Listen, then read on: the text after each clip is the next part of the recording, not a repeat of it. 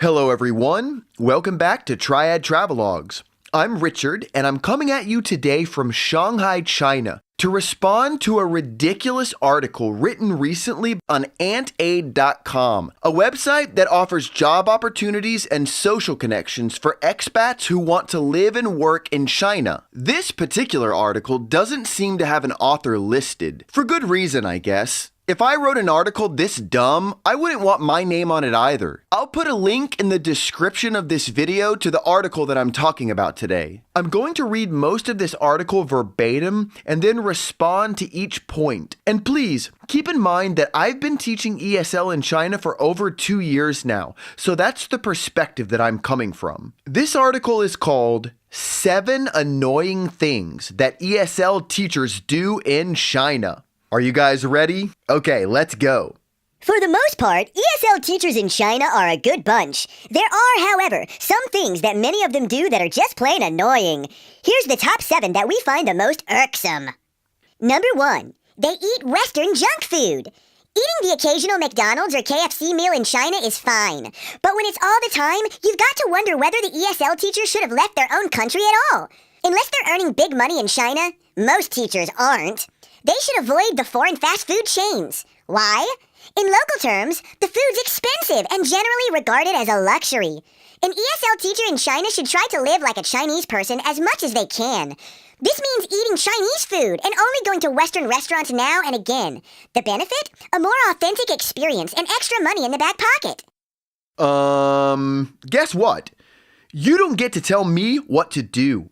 If I want to eat at McDonald's or KFC, I'm going to eat at McDonald's and KFC, and I'm going to do it with a great big proud smile on my face, waving the takeout bag around like it was filled with golden McNuggets. I might even wear a crown with 1,000 jewels on my head, just to show off the insane amount of wealth I must have to be able to eat at such fine culinary establishments. You want to know the truth? Nobody from the West who wants to stay healthy eats fast food, especially McDonald's or KFC. It's disgusting. It's not real food. It tastes like garbage and it rots your insides. When I see a random person walking down the street in America with a bag of Mickey D's cheeseburgers in one hand and an extra large soda in the other, I promise you that I never and would never think that that person is rich or attempting to display his or her wealth to everyone in the neighborhood with his filthy brown paper bag dripping with grease. To be honest, if there's an inordinate amount of people in China who believe that McDonald's and KFC consumption is a sign of prosperity, then seeing me scarfing down a bucket of Colonel's fried chicken should be the absolute least of their concerns. Number 2. They expect the same conditions they're used to. The conditions that a foreign teacher will experience in China may be quite different than what they're used to. For example, in a public school, there could be up to 45 students in each class. Multimedia will be limited. The internet connection may be unreliable, and the trusty chalkboard could be your new best friend. A smart, motivated teacher will see this as an opportunity to fine-tune their classroom management skills, rather than a blight on the Chinese education system. Expectations are constantly challenged when you're traveling.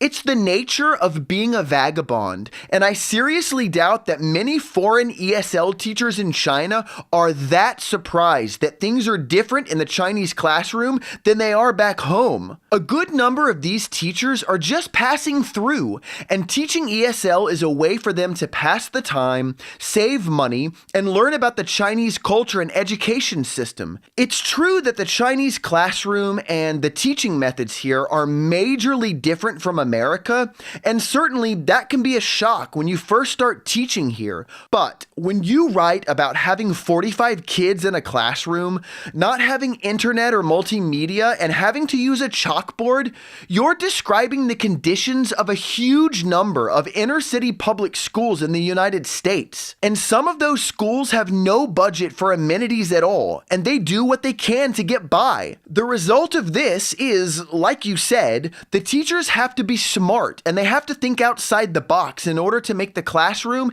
into an effective learning environment. And there are thousands and thousands of teachers who do this on a daily basis. If you took those same teachers from America and you transplanted them to a Chinese classroom with similar conditions, they wouldn't skip a beat. So maybe your problem is that you're hiring people who don't actually have any experience with teaching in a real classroom, and their expectations are wildly unrealistic and would be wildly unrealistic regardless of where they taught. A foreign teacher with real-world experience would never complain about the condition of the classroom that you've described, and I have very serious doubts that you frequently hear these complaints. Number 3. They play movies in their classes.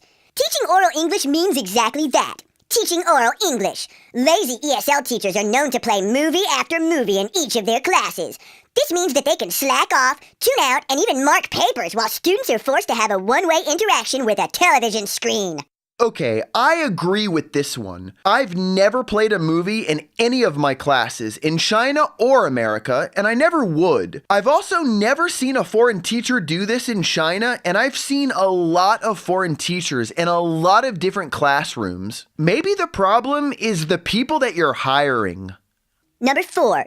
They complain a lot. Some foreign teachers complain about everything. Really, everything. If you find yourself constantly complaining about the city you're in, your school, your classes, your colleagues, Chinese culture, the list goes on, perhaps China isn't for you. If you're totally unhappy and you don't think there's anything that will change that, leave China once you've completed your contract. Just don't bore us with your constant whining in the meantime. Seriously, your entire article is crafted from complaints. It's a list of 7 complaints that you have about foreign ESL teachers, and one of your complaints is that people complain too much. Are you serious? Do you not see the irony here? And by the way, people tend to complain when there are things to complain about. If a lot of people complain a lot, then there's probably a lot to complain about. Instead of getting upset about the complaints, perhaps you should examine the object of those complaints. Are they complaining about your school, your employees, and your classes? Maybe you should look into the mirror, my friend. Are they complaining about Chinese culture, the city they're in, or the living environment? Well, that's because it's hard to be a foreigner in China. I've lived in China for over 2 years now, and sometimes I complain. It helps me to blow off steam. Don't tell me what to say. Improve your working conditions first, and then we'll talk.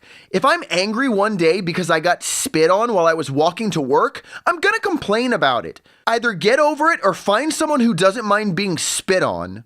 I won't hold my breath. Number 5. They refuse to speak any Mandarin. Foreign teachers in China don't need to know any Mandarin to do their job. In fact, schools prefer that they don't know any Mandarin because it effectively forces students to converse with you in English. However, you should try learning a few basic words and expressions once you've settled in. It'll really help in everyday situations, like catching a taxi, buying food at the market, and finding your way around. Some ESL teachers think they're above everyone else and refuse to learn even the basics. They expect Chinese people to understand what they're saying in English, and they only socialize with other foreign teachers. Now that's annoying. Okay, this is one that I will admit I'm guilty of, and it is a problem. I agree with you on this one. If you're gonna live in China for a while, you should probably learn some Chinese. In my particular case, I happened to meet my wife 3 months after I arrived in China, and she's been sort of my interpreter ever since, which kind of stunted my ability to learn Mandarin. It's my fault though, and I fully admit this. You're right on about this one. Number 6. They break the golden rule of Chinese classrooms. That is, they talk about sex, religion, or politics, or worse, all 3, with their students. If there's one thing you shouldn't do while teaching in China, this is it. China is a socialist country and in many ways is quite conservative. So, respect the country you're in and avoid talking about these topics in class. Yeah, I'm gonna go out on a limb here and say that you're just pulling this one out of your ass. I can't imagine that there are very many sane, rational foreigners in China teaching ESL who would openly discuss any of these things with a classroom full of kids. Maybe I'm a bit biased though, because I teach little children, and so obviously none of these subjects has ever or would ever come up in one of my kindergarten classes. Seriously, we sing "If You're Happy and You Know It, Clap Your Hands," and I show them cartoon pictures of eyes, ears, mouths, and noses, and they learn phrases like "This is a cat" and "I like oranges." I've never thought to teach them to sing the American national anthem, or to show them pictures of throbbing penises from porno magazines, or to teach them phrases like "Jesus is Lord" or "Allah Akbar." And I don't believe, even for a second, that this is a common enough problem to belong on a list of complaints such as yours. Number 7. They choose a job based on salary alone. Confucius once said, "Choose a job you love, and you will never have to work a day in your life." Unfortunately, there are some ESL teachers who annoyingly choose a job purely for the money. We all know that money alone isn't going to keep us happy and motivated in our jobs, so why would it be any different teaching English in China? Choosing a teaching job based on salary alone could be one of the biggest mistakes you'll ever make. I'm gonna let you in on a little secret. I'm in this for the money. Now, granted, it's not a hell of a lot of money, but hey, when you're traveling the world and you end up in China with empty pockets and no marketable skills, then ESL is the glaring, obvious solution. Most teachers here are not looking to enrich the lives of students. I'm sorry to tell you this, and most of them are not under the impression that they're saving the world. They're just looking for a steady paycheck during their time in China, and most people are gonna choose the job with the biggest pay and the least amount of hours. It's insane and disingenuous for you to suggest that they do otherwise. See, the problem with your list is that it shows that you actually don't understand the basic motivations of the typical foreign ESL teacher in China. Either that, or you just wrote a nonsensical clickbait article. So which is it? I'm gonna go with clickbait. Anyway, here's a video of me eating McDonald's on the streets of Shanghai at 11 p.m. while bragging in English about the immensity of my wealth before singing America's national anthem. Enjoy. I'm rich! If I wasn't rich, I couldn't afford to eat this cheeseburger! Oh, the peasants here can bow before me, the wealthiest person in all of Shanghai. The wealthiest person in all of China. I'm rich. I'm better than everybody else. If I wasn't, then how could I afford to eat this cheeseburger? Oh, say, can you see? By the dawn's early light, what so proudly... Oh, I don't remember the words to that song. Boom, ba boom, boom, ba boom, boom, boom, ba boom, boom, ba boom, boom, boom, ba boom,